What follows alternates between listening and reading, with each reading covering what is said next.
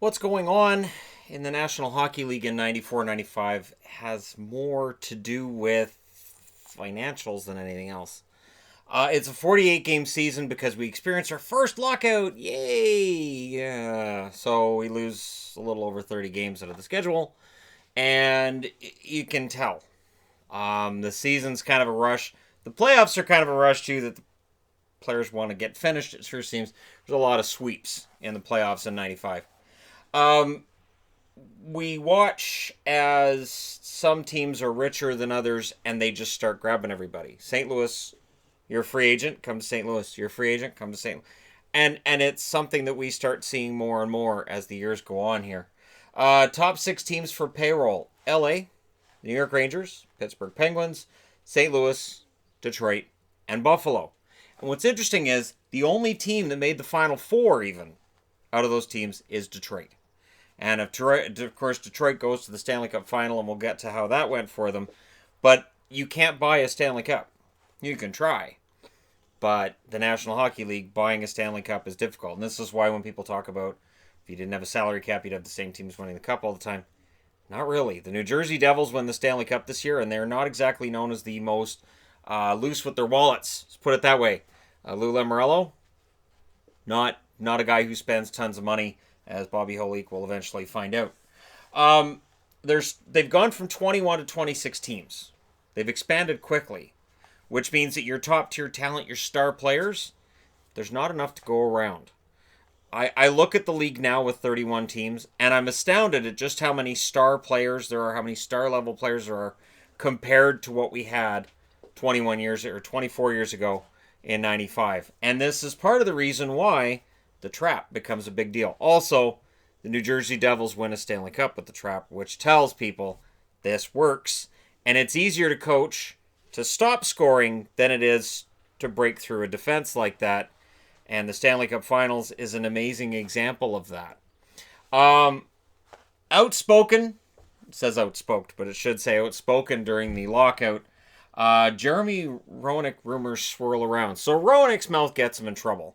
And he has a very public feud with Daryl Sutter where he basically is of the mind that Daryl Sutter's not a good coach for the Chicago Blackhawks. And he doesn't really like him. And he's 1 year away from being a free agent anyways. And he wants to get paid like the St. Louis gang is. And Chicago is kind of getting tired of his overall dramatics. They're doing well enough in the playoffs. But Jeremy Roenick is making more about himself and less about his part as a Blackhawk.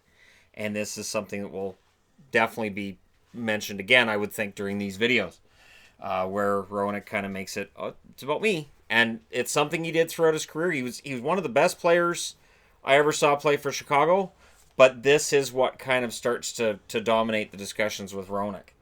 The Anaheim Ducks have a predictable step back in year two. This is something we see with expansion teams. Year two can be a challenge. And that goes right up to this year with Vegas, right? So year two is a challenge. That first year, you kind of catch people off guard. You might get some wins because you guys are a bunch of rejects from other teams. You want to prove they were wrong to let you go. And then year two, some things change. The roster's going to change, and some of that spirit might be out of the locker room. So the Ducks take a step back, but Korea is the real deal. The Boston Bruins are in trouble. They make it to the playoffs, yep, because they're the Bruins, that's what they do, but they're shut out 3 times in the first round by the New Jersey Devils. 3 shutouts and 4 losses against New Jersey, and I can tell you that as a fan of Boston that year, it was a frustrating summer. Knowing that Boston was going backwards offensively, and it just looked like this team was starting to spin its wheels a little bit, and that is, in fact, where we're going to see them over the next few videos. Buffalo. They traded McGillney to save money. They had no way of knowing that the McGillney trade, getting Michael Pekka back, is absolute genius. Yeah, it saves money. And the funny thing is that the general manager makes the deal and says at the time, we're, not in a position to be spending big money. We're not one of the better teams. We're going to trade McGillney to the Canucks, who we view as Stanley Cup contenders, and they're able to spend this money because they're contending for a Stanley Cup. We're not. So I find that kind of funny since Buffalo is going to have a better run of it over the next few years. Dominik Hasek has a goals against average that year of 2.11, save percentage of 930, which is the highest that the NHL had recorded to that point, and it's tied for the highest. So he ties himself because he was the one that had the 930 the year before that as well. So Hasek is the real deal, and he's fantastic. Calgary, good regular season, and they lose in the first round against a plucky team from San Jose. So the Sharks, once again, they secure an upset. I don't have the Sharks on the board because it's pretty simple with the Sharks. They have an okay regular season, and then in the postseason, they upset the better team, and then in the second round, they go out. They have to fix that. But Calgary's got to deal with this whole being out in the first round thing because Flames fans at this stage, it's been 6 years since the Stanley Cup. They haven't won a round since winning the Stanley Cup, and Flames fans are starting to get kind of antsy about where this team's headed and what's going on. The Colorado Avalanche are born. The Nordiques in their last season in Quebec have an amazing regular season. 30, 13, and 5. They go in against the New York Rangers, defending Stanley Cup champions, and they lost in round 1 in 6 against those New York Rangers. Defending Stanley Cup champions, yes. Are they as good as they were the year before? No. Should the Nordiques have beaten them? Absolutely. That Nordiques team was fantastic. Stefan Fiset is good, but once they get to Colorado, their goaltending is going to be great. So this, of course, is when they move to Colorado and become the Avalanche that summer, and Quebec has been fighting to get their team back since then. I don't think it helped with the optics that Quebec, for whatever reason, the fans didn't seem to fight that much publicly to keep their team. Not that it helped somebody up here to prevent them from losing their team either, but again, it's all optics, right? Detroit, they get swept by the stingy Devils in the Stanley Cup Finals. So again, if you're a fan of the Devils, you're not a fan of the Devils, we have a difference of opinion on things where New Jersey doesn't allow shots. And against Detroit, a lethal offensive team, they make them look like they're nothing. Detroit can't get through that defense. They don't know how to break the trap. It's obvious right away. And the Devils make it look kind of easy. Boring, but easy. So for Devils fans, they're on the edge of their seat. And for fans like myself who didn't really have an emotional investment one way or the other, you're just trying to stay awake through the games. Because you could go 4 or 5 minutes without a shot. Where it's a chess match at center ice and you're waiting for somebody to break through somewhere. And for the Devils, it was a matter of they just sit back and wait for a mistake. So Detroit, smart team, very talented. Not a lot of mistakes. But when they made one, New Jersey put it in the Detroit net.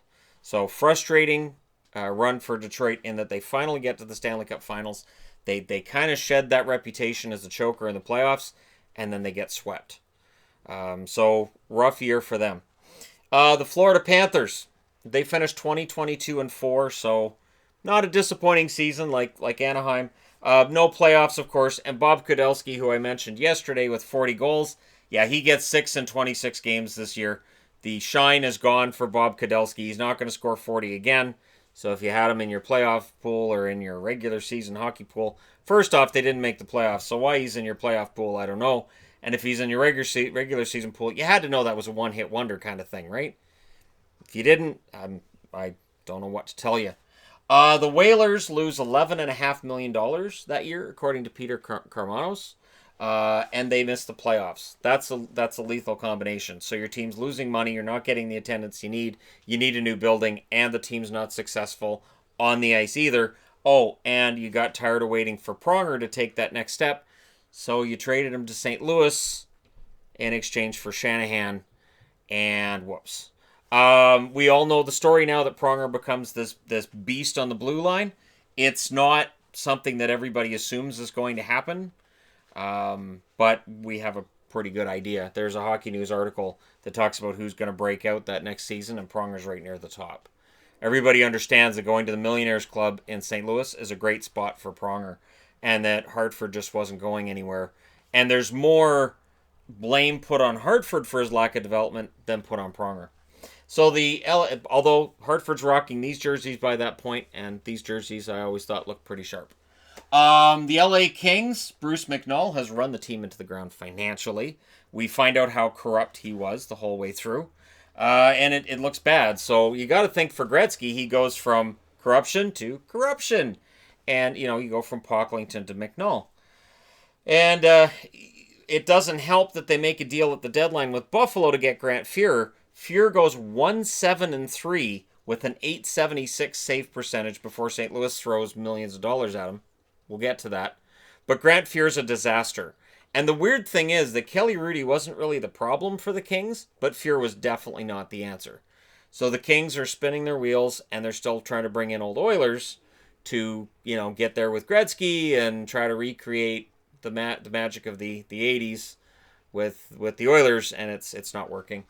The Montreal Canadiens missed the playoffs for the first time in 25 years. And this is where we start talking about Patrick Roy.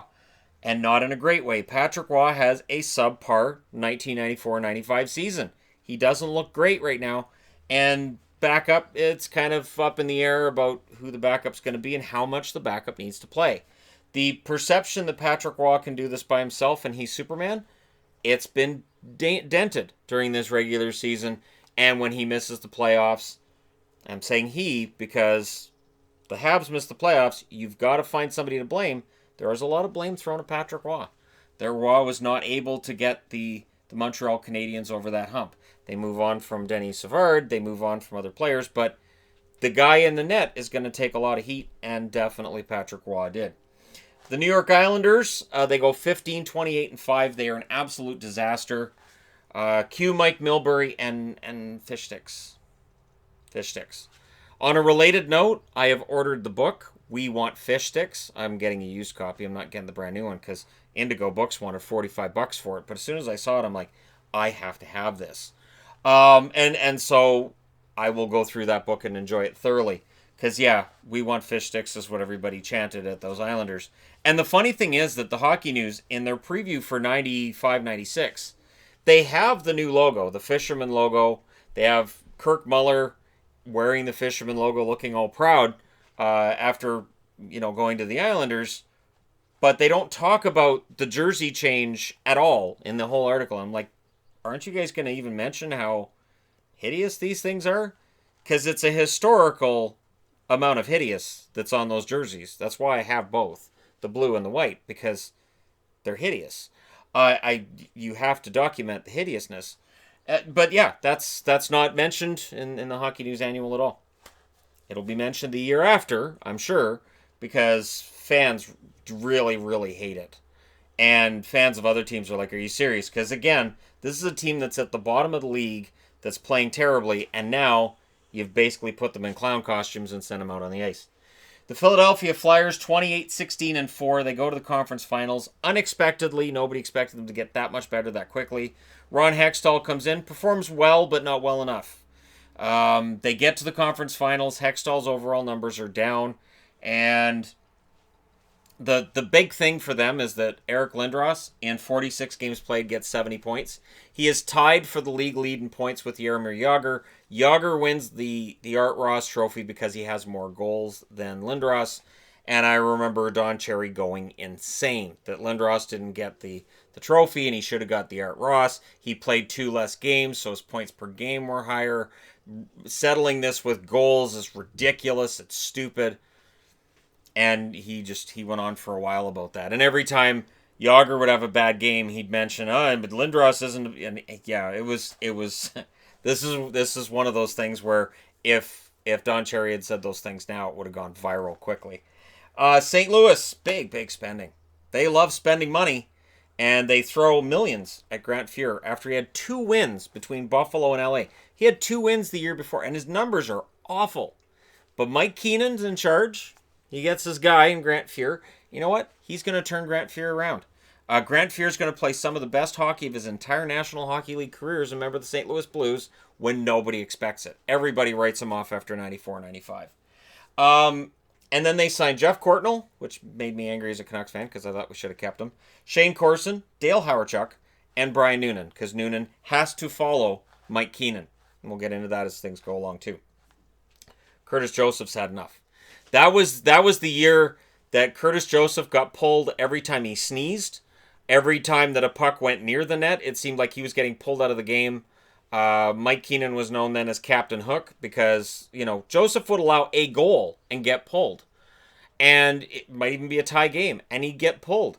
And it clearly rattled Cujo, and it hurt his game because when you know, hey, if I allow a goal, I'm going to get pulled. That's, if you know that hook's right behind you waiting for you to allow a goal, that's not a recipe for success. But Keenan, no, he does that with him. And so Cujo decides he's had enough. He gets moved over to Edmonton instead. And of course, Edmonton will really enjoy Curtis Joseph tremendously. Toronto actually drops. So yesterday's video I talked about Gilmore, Sundin, and Ridley down the middle. It doesn't work. 21-19-8 is their record, and they lose in round one. So they're out. And Cliff Fletcher is starting to get a reputation as Trader Cliff because he's made 45 trades in 4 years. The Toronto Maple Leafs, and there's I think some of what was going on with the Leafs at that point, I think what Cliff Fletcher was doing was he was trying to get it perfect. I think there was some idea, then we'll move this guy and we'll bring this in. I think he was trying to make things perfect, and I think while the Gilmore trade was fantastic, he made some moves that didn't help. And rather than just let the roster come together and grow, he made too many moves. Way too many moves. We look at currently, Kyle Dubas, I've been one to criticize him for some of his faithfulness, so to speak, his loyalty towards some of his players. But you look at Fletcher, and that was the opposite, where there wasn't a whole lot of faith. You're not playing well right now. You're out. Bring somebody else in, and it didn't work very well for them. The Leafs are going to recover. We know that. The Leafs are going to have a pretty good run, late 90s, early 2000s, but it gets kind of dark before that. Vancouver, speaking of getting dark, 18-18-12. So coming out of that Stanley Cup final run, the record drops by 1 point. I mean, they had 85 points in 84 games in 1994, I believe. And this year they have 48 points in 48 games. But they only won 18. They had 12 ties in there. So I had no faith in this team going to the playoffs. They beat the Blues because the Millionaires Club, it can't get a cohesive unit going in the playoffs. But while they come back and they beat the Blues, they get swept by the Chicago Blackhawks in round two. There were 3 overtime games in there. So you want to talk about when I started really disliking Chicago. This is the year. I got really mad. I got mad at Chelios that year as well. But I was also mad at the Canucks because this is a team that was supremely talented and the effort wasn't there. And there's nothing more frustrating than watching a team lose that isn't making the amount of effort you feel they should in those losses. You can handle watching your team lose when it's not a very good team. Currently, you look at the Ottawa Senators. They lose a game, fine. Did they make the effort? Great. They made the effort, no problem. But if the effort's not there and the talent's there, it is really frustrating to watch. And they add McGillney in the offseason for Pekka. McGillney will have a couple of really, really good years for Vancouver. I'm not going to throw him under the bus or say bad things about him. But it's another example of Vancouver adding more talented. And with adding that talent, they let Pekka go, who is one of those heart and soul glue guys that they really could have used in the late 90s. So it's a matter of, well, we have the money to spend, we can do this. At the same time, money's going to become an issue for Vancouver soon, too. You look at the Seattle team that's coming in a couple years. That almost could have been the Canucks back in the late 90s. Jim Carey breaks out for the Capitals, and he is the toast of the town. And just the fact that a goaltender named Jim Carey is a big star in the NHL at the same time as we've been watching Jim Carrey, the actor, become a big deal in Hollywood. And, of course, he's Canadian. And Jim Carrey, the goaltender, his mask is inspired by the mask from the Mask. And so there's all these things to look at, and he's called Jim Carrey Net Detective. It's a fun story. Jim Carrey will be a flash in the pan, but it's a fun story for this season. It helps the Capitals out. Meanwhile, Olaf Kolzig is just waiting his turn as a backup, plays 14 games that year. Carey plays, I believe, 28, and looks pretty solid. But again, 28 games is a small sample size, and in the playoffs, but he gets them there. So that's the important thing. And then for Winnipeg, we're into Save Our Team territory. There's Save Our Team rallies that start up, and the team finishes 16, 25, and 7, which is kind of standard, but they need a new building. They desperately need a new building. They have the Spirit of Manitoba group, which is a group of businessmen trying to keep the team locally, but there's some doubts about whether or not they have the financial clout to keep the team, whether or not they're able to make it work and able to keep the team in Winnipeg. So there's a lot of worry already about the Winnipeg Jets moving. And that worry is going to turn into a realization that they're not able to save it not long down the road. But for the Winnipeg Jets, the effort is made. It's there. And they still lose the team. We know they eventually get it back. That's why this logo is not the original Winnipeg logo, because they did get the team back and they got a shiny new logo to go with it. But for Winnipeg and their fans, this is a dark time. The team is lousy on the ice. They're financially insolvent off the ice. And ownership is kind of a mishmash of not going to be able to keep the team in Winnipeg. So there you go. The 94-95 season. Let me know your thoughts in the comment section below as always. Don't forget to hit like and subscribe if you're browsing your way through. You just happened upon this video. Thank you guys so much for watching, for all your support. I'll talk to you again soon.